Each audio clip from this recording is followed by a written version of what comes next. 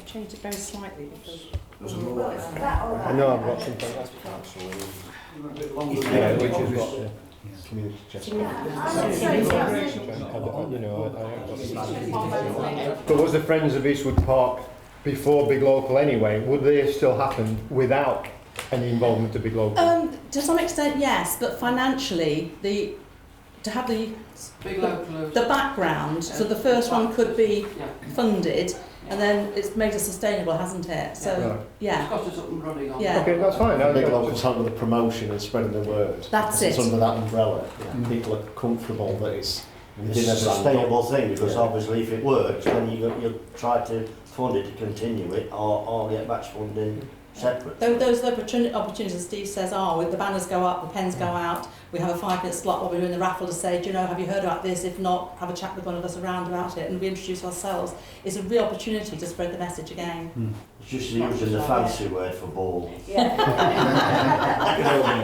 Bringing it back down to It was actually a very residential. doable project. There was a space, there was a will to do it, it wasn't that expensive, you know, £11,000 or something, to deliver, done, finished. The borough got very much behind supporting it, the park chaps got very much behind supporting it, Green Open Spaces drove it within 6 weeks? From start to finish, it was an incredibly quick project. And over 50 plus members now. And a vacant regular. piece of land that was doing it, doesn't do Yeah. anything. One of the foundations right at the start to get people activated, you invite people to join their interest group and start from that. Yeah. And I'm not saying it's waned. Some groups have been hugely successful, others we've not really addressed yet. But where we're coming from, and more things are happening, and more needs and areas are actually coming to the forefront that we are starting now to address. Well, there's not one single person on those photographs up there. There's Robin, one of them. Rob may even one. There's one partnership board member. Yeah. Thank you. All the rest are volunteers within the project. Basically, it was bringing together experience and naivety, and they were asking questions from the gardeners saying, how do you grow a cucumber? And they were getting interested in gardening, and it created a lot of good discussion between the old and the young. What we've found, Andy, is obviously to engage people has been very difficult. So by putting on some of these big events, these larger events, we can pass the message across while we've got them, like the cinema and everything. It seems the bigger events we can get more information across to, rather than trying to do it individually or by fly posters. Some people have blinkered vision, they don't even know, don't look at a poster. But if you can engage them when you've got them in a big group, you're more likely to I think the branding that we're wearing, I mean, James is going to come in his green t-shirt, you've seen us in our stuff, our t-shirts and our hoodies and things. I mean, that was quite evident, particularly at the fun day this year in Grassmoor. We did quite a big push on that, so people actually identify that as a branding, and with our lanyards and things. So what else we did, we went around with clipboards and all the surveys that we needed to do and the posters, the upcoming events. This was an ideal event to get that message out there. You know, if we reach 10%, that's 10% more than we would normally. So we did quite well. In Hasmoor and Grassmoor, for 5 weeks of the holidays, there was provision for 4 days of every single week, all run by volunteers, and both were a huge success because there was continuity, and I think that was very important, and that was grown from a very small seed in the beginning, and now this year has been the busiest and I think most fruitful year in our provision for younger people, and we can see it is growing even more, because we see, as you rightly pointed out, there is a great need for provision for children and young people in our communities. Families as a whole, parents as well. So it's strange, a lot of the parents enjoyed the day Well, they do. at the park, because they could see the children enjoying themselves. They knew they were safe, they could relax, and they did relax. The deck chairs and picnic blankets. Could you recruit some of them to be volunteers next time? Well, this is what we we went around with the clipboard. Exactly. And you know, some of the volunteers went around with clipboard, collect information, asked them what they felt. Would you like to be a volunteer? You know, so all this we collated. Yeah, there certainly has been some coming together Not a Has lot. there? I had but a I've been question some about stuff. that. Yeah. Yeah. Basically just a starting now, just starting to get people to mix together. Yeah. It's a not us starting and them, point, no. which it Yes. has been a lot, Yes. but it's definitely easing out now. It's Yeah, becoming they are more starting to together, get and it's But we could do with more volunteers. It Oh, was it hard is. work. It was. Obviously, Very it's still hard. early days at the moment, but obviously in years to come, with a lot more volunteers, now hopefully both villages by then will be involved. Well, what we we have also to, gained another young volunteer. we have to as well more, we as have to James. more like James and Harvey. James's age and Harvey. You know, they've come forward and we're very grateful for their help. And this, because don't forget, these are the people that will run all this eventually when we're no longer here. Yeah. Which is what our aim is. Yes. Yeah. At the end of the day, is to bring on the younger generation to continue this. Yeah. The 10 year, people keep bringing this up. What's the 10 years you're going to go, aren't you, big local? What's going to happen? I said, but no, it doesn't work that way. Because obviously, all the working projects that started, which we hope will sustain themselves, and they'll just go on and on and on. People have increased skills and confidence to continue to identify and respond to needs in the future. There's a small membership at the moment. They're at the based in the Grassland Methodist Church. They've got a couple of rooms there, and they're doing it up, putting mesh on windows, painting. We've been donated loads and loads of tools, which they've taken the delivery of. They've just got to make the benches to put the lathes and things on, and they're chomping at the bit to start making things for Christmas fairs and Yeah. things. But they have, sorry for interrupting, but they have done some work. They've certainly assisted us at church in some repairs. You're actually sitting on and around their first project. Yeah. These tables and chairs. And chairs. Restored. Really? Yes. The Men in Sheds group is basically a lot of men coming together Yeah, that have no, yeah, skills yeah. and sharing it. And it's, What we have found, they're a great asset to us, because if there's anything that we have that needs fixing, they will do their utmost to fix it for us. And obviously we make a donation to their group, because they're a non-profit organisation, and like Jill said, it's something for gentlemen to potter about that they normally would in the garden to get away from the wives for an hour. or get out their wife's hair. Get out there and go and do their own The thing. aim Coffee, tea and IT. That's Dale Dell. This is developed from an original idea which was put out there, that it was thought it might be a good idea if we had what's it called, computer cafe. At time, I'm trying to call it Java Cafe, because that's where there was a cyber cafe, Cyber cafe. in Chesterfield town centre, in a cafe called the Java Cafe, which was a cafeteria, and they put computers. It went very well for a while. As looking into it developed, it became more and more clear that really Hasland and Grassmoor didn't really need a computer cafe, because everybody's got them. However, there are a lot of people who've got computers, have been given computers, and they're not really sure what to do with them. Yeah, me too. So that's the way that we eventually went, and we have a lady who telephoned. We just started again last week for the winter, because we only went through the winter time. And a lady telephoned or emailed to say she was given a laptop for Christmas, last Christmas, and she doesn't want to do with it. So she's going to come along and hopefully take something from it. As the people at this very moment, Angie came this week because she's running a Macmillan Cancer Research coffee morning, and she wanted to make posters and tickets and invitations. And she wanted to send an email to the Derbyshire Times Grassroots, which we put together, and she sent it there and then at the meeting.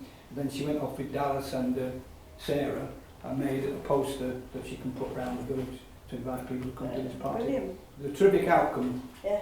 and it will keep rolling along. But it's a funny thing to say, perhaps, we don't want it to be too popular, because we've always wanted it to be one-to-one. It's not a way you sit in a classroom and get taught computers, because everybody's got a different need. They bring their own devices, laptops, iPads and things like that. And we find that far better that they work on their own machine and they can take that away and develop that at home. Residents who are involved in moving things forward are more confident to contribute with that experience. Yeah. I think a lot of people feel that when we all started all this off, we were all a bit unsure about what we were going to do. But when we've got our fingers in the pie and got our hands dirty. We are moving forward with it. This big local gels very well with the local authorities. Yes. County Council, Borough Council, Yeah. North East Derbyshire County Parish Council. They gel very well with them. Well, I have They're that. their own master, make their own decisions, but I'm talking now as a board member, we will use any facilities we can get for nothing Of course. from these local authorities, and we gel very well with them. Before we got this £1 million given to us, we couldn't get a thing from anywhere. It's amazing. Somebody, as soon as when you know we got £1 million, everybody wants to get on the bandwagon. Some for good reasons, others they want to take advantage. Yeah. So we have to sift through all that. But that's the idea, that we give people that lift to get going. And they haven't feared that they've got to pay it back. That's I thought that is our ethos. That's why I look at it. Grassmoor deprivation has increased 8 points, I'll use the word point. Hasland has got better by 2 points. So we have got to start and look at the deprivation in Grassmoor. Yes. Because it is going downhill if you want to Over get a what period of time? Well, I think it must be over 12 months. It's quite a short period. Just been reassessed, Yeah. and it. Yes, it has. I think that's So you the see- new stats for it. Though. Yeah, the indices of Yeah. multiple deprivation number Yeah. come out between 3 and 5 years, Yeah. so yeah, I think that's Yeah. But it has come out recently, and we've got to be aware as Grassmoor depreciation is we're getting worse. But Hasland's getting better. the fund there, also big local, is also match funding as well with other Yeah. bodies. But you're quite right, Dad, quite right. This is one of the interesting things though about that, because I mean James is quite correct. There's a lot we have to pay for at the Eastwood Park Gala Day. It's been going for longer, of course, hasn't it? But we do really put on. We get sponsorship, don't we, to make sure there are things there which are free, and we will not allow them to be charged for. To make sure you can have a good day in the park at not much cost.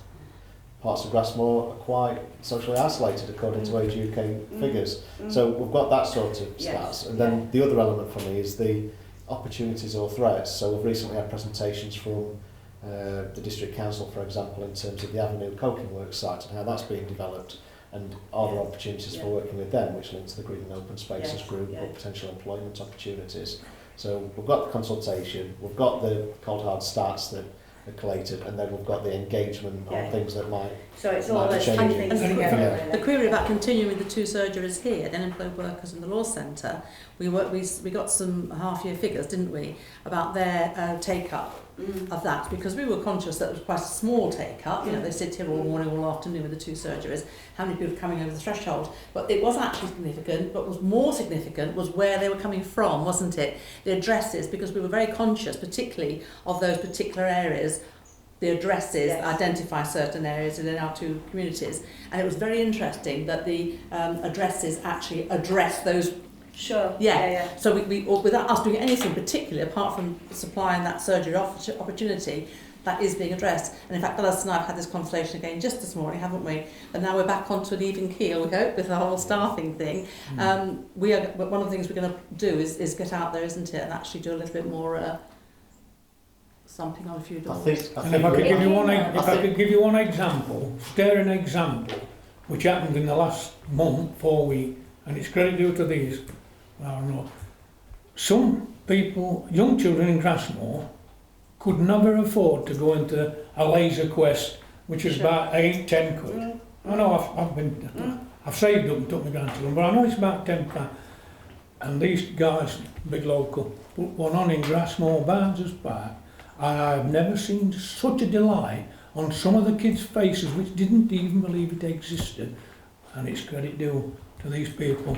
Them children would never ever have gone in and experienced Laser Quest if big local. I think we have identified a certain amount of deprivation in our village because of the things that we've been doing. Yes.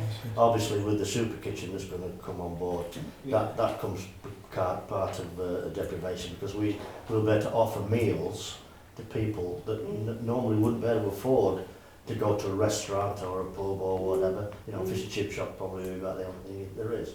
The cinema is a big thing, because I personally know with my 2 grandchildren, it cost me £30-odd to take them down to the cinema in Chesterfield. I was fortunate to meet a young lady the other day that's got 6 kids lives in Grassland, has never even walked into the community centre. She's a little bit timid, a little bit frightened to go in there. Didn't know we had a cinema in there. And I was nearly in tears, truly. A little girl, she must have been about 8 or 9, she was jumping up and down, can I go, mister? Can I go, mister? You know. Yeah. And she could not afford to take her children to the cinema because of the price. So we have identified a need, Yes. and that need is now, it's immediate. Yeah. I didn't just come to for the ride. I came And to the make meetings. all the meetings, All of them. or Dallas, or Steve. Or the chocolate Or cake. the chocolate cake. I came to make a difference because I thought, living 37 years in Grassmoor as an ex-miner, and I know what went wrong when the pit shut. Yeah. And the village went down, Yeah. down, down. Not just in a matter of deprivation, but in a matter of community spirit. Yeah. That's the thing. Which is what you're doing a lot around. Apathy has set in, and we've got to try and get the people out of that. Yeah. And we are slowly, and I mean it is Yeah. slow, like Yeah. you just said, you can't do it in a couple of years, it No. takes a lot longer. Frustratingly, but it does. And I think what we're doing is making a vast improvement. Vast improvement. And that's just in the I first 2 years. think some of the best things are substantial improvements which will last for years. Yes. Not fireflies which buzz and bright and fade away. This big local is making substantial things what will last 10, 20, 30 years, i.e. pavilion, the development in Hasmoor Park, showground. These things are not just going to buzz and shine brightly then fade away. These are going to be there Yeah. for years. I think the biggest thing from my point of view, Brian, on that one is the breakdown. We've mentioned it several times this afternoon, actually, the significant opening up of the communication chain and the dialogue that we now have. There's just, to my way of thinking, I may be naive, but to my way of thinking, there's hardly any suspicion now. There's still a little bit. We still have got our little, our little sort of power groups, of course. We've got people who are that group or this group or whatever. But a lot of that fear that this project, that was, I think, from the very beginning, one of our biggest concerns, wasn't it? Yeah. And it has happened in other big locals. I know we're aware of this from our bigger story stuff that we've been involved with, that you don't go into, we are the saviours of the universe, we're going to make this place a better place, actually, because it's not a bad place already. And that's actually quite offensive to people who live in those communities, isn't it?